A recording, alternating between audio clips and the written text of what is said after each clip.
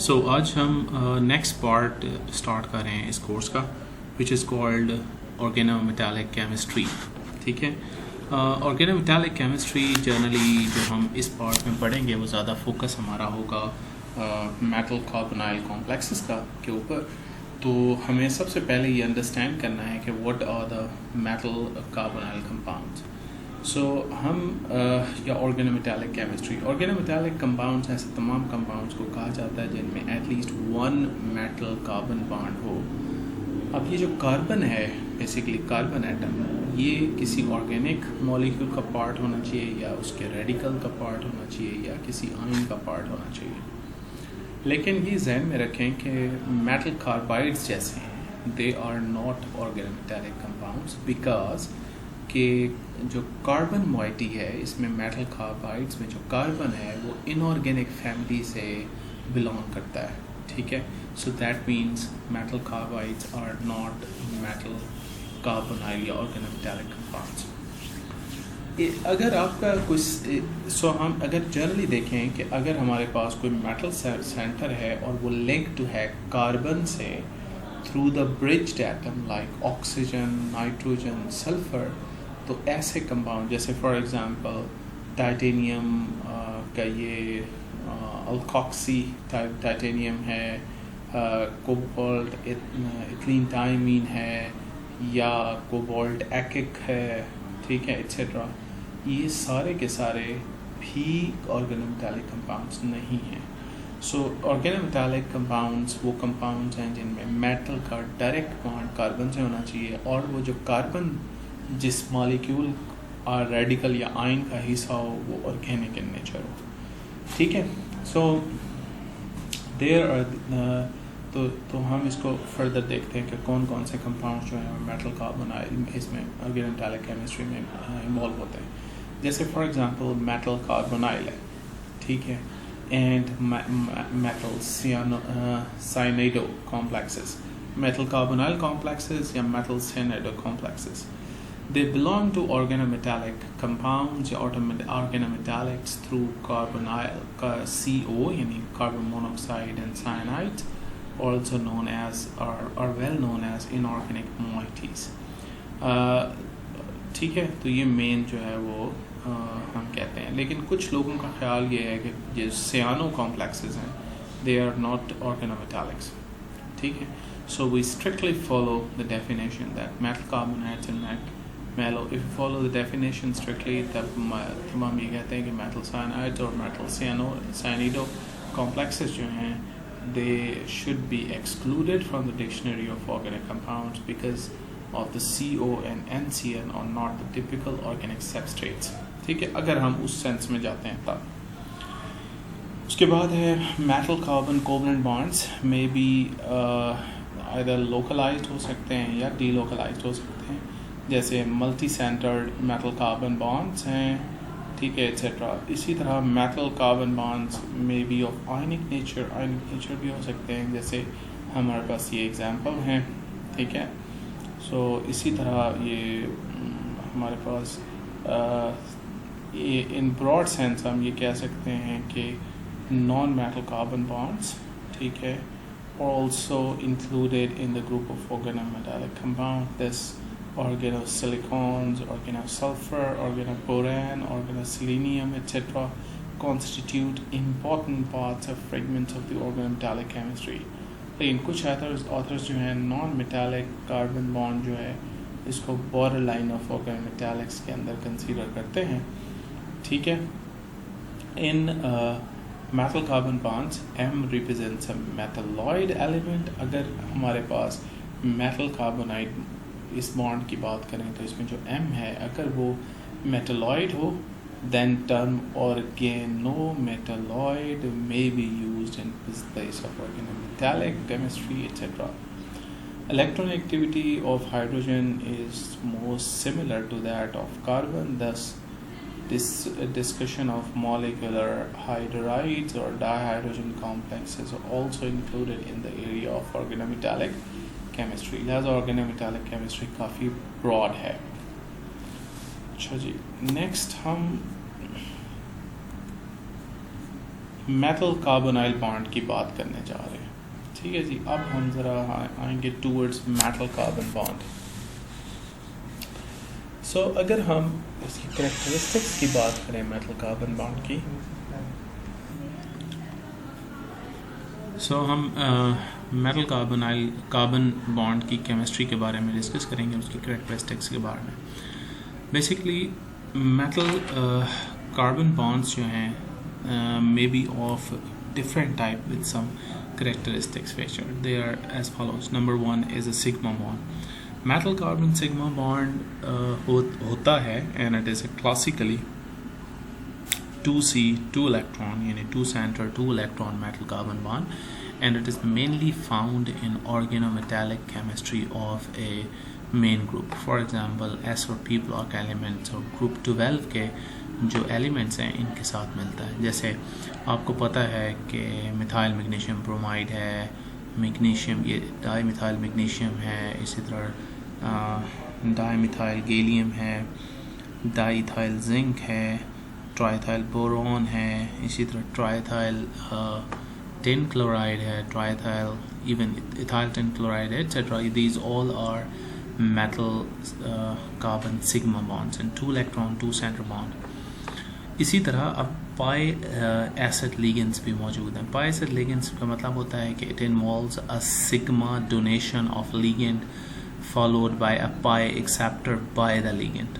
ठीक है, for example carbon monoxide या cyanide etcetera as a ligand. Sometimes जो pi electron cloud of bonding molecular orbitals of the ligand हैं, they may be used in sigma donation and the vacant pi star molecular orbitals of the ligand जो they participate in metal carbon pi bonding. Organometallic compounds with the unsaturated organic moieties experience both like sigma and pi bonding. Just such compounds होते हैं, they are more stable in having only the metal carbon sigma bond. तो जो pi bonding है, ठीक है, वो हमेशा याद रखें कि पहले सिग्मा बॉन्ड बनेगा फिर पाई बॉन्ड बनेगा। So generally pi cloud of bonding molecular orbitals of the ligand जो हैं दे में be used in sigma donation, and the vacant जो पाई स्टार ऑर्बिटल्स हैं वो बेसिकली क्या करेंगे, पाई बॉन्डिंग बनाएंगे। Number 3 is polarity. So polarity की अगर हम बात करें तो metal carbon bonds are more polar compare to carbon carbon bonds. वजह क्या है कि इलेक्ट्रॉन एक्टिविटी डिफरेंस है। Formation of metal carbon bonds can alter the reactivity of organic moieties. ठीक है, उसकी ऑर्गेनिक मॉइटीज़ की जो रिएक्टिविटी उसको अल्टर कर देता है। जैसे फॉर एग्जांपल हम यहाँ एक एग्जांपल लेते हैं। आप ये जानते हैं कि this is methyl magnesium bromide. ठीक है, इसमें यहाँ मिथाइल जो है ये एक्ट कर रहा है एज ए न्यूक्लियोफाइल। अगर ये किसी पर अटैक करेगा इसको आप ये जानते हैं कि वो जो ग्रिग्नॉड रिएजेंट में methyl will act as a nucleophile. Otherwise अकेला मिथाइल प्लस स्टेट में मौजूद होता है। ठीक है, तो वो एक्ट करता है एज एन इलेक्ट्रोफाइल। तो ये सारी फंक्शनैलिटी को, उसकी रिएक्टिविटी को अल्टर कर देता है मेटल कार्बन बॉन्ड। अच्छा, next is Lewis acidity. Lewis acidity में हम कहते हैं कि coordinately unsaturated organometallics like this can act as a Lewis acid, or such alkyl aryl compounds are highly reactive. अच्छा, next is non-classical bond. ज़्यादातर जो organometallics हैं उनमें हम conventionally 2 electron 2 center bond के थ्रू आप इन्हें explain नहीं कर सकते। ठीक है, तो हम इसके लिए हमें एक कॉन्सेप्ट चाहिए होता है जिसे हम कहते हैं multi centred bonding. And this is only found in the alkyl compounds of lithium, beryllium, aluminium, in the tetramers of जैसे टेट्रामर ऑफ लिथियम है। ठीक है, टेट्रामिथाइल लिथियम एंड एटसेट्रा। मिथाइल जो है वो ब्रिजिंग कर रहा है, 4 सेंटर्ड 2 इलेक्ट्रॉन बॉन्डिंग है। और जो पॉलीमेरिक फॉर्म है इनकी या डायमेरिक फॉर्म है इनकी इस अल्काइल मिथाइल अल्काइल की, तो इसमें आप कहते हैं कि मिथाइल ब्रिज कर रहा है 3 कार्बन 2 इलेक्ट्रॉन बॉन्डिंग सिस्टम के थ्रू। जो non classical metal carbon bonding है is also noted in organometallic involve alkenes, alkynes, benzynes and many other. ठीक है, ये ऑलरेडी एग्जाम्पल्स आप पढ़ चुके हैं। Number 4 is ionic bond. So ionic bonds में हम समटाइम्स हम बात करते हैं कि हाईली इलेक्ट्रोपॉजिटिव मेटल आयंस जो होते हैं can form the ionic bond with carbanion stabilized by delocalization. ठीक है, तो ये आयनिक कंपाउंड की फॉर्म में भी एग्जिस्ट करते हैं। नेक्स्ट है important milestones in the development of organometallic metallics. इसकी ये जो हम जनरली देखेंगे, ये हम कुछ एग्जांपल्स देखेंगे, हमें पता चलेगा कि क्या इसके बेनिफिट क्या है। For example Zeise's salt. ठीक है, Zeise's was a Danish pharmacist. ठीक है, he accidentally isolate this compound, platinum का ये कंपाउंड था और उसका सॉल्ट उसने आइसोलेट किया, जिसे उसने जीज सॉल्ट का नाम दिया इन 1827 से 31। देखा ये गया कैसे बना कि उसने प्लैटिनियम पोटाशियम प्लैटिनियम क्लोराइड जो था उसे बॉयल किया एथेनॉल में, और इस एथेनॉल में की वजह से ये बना।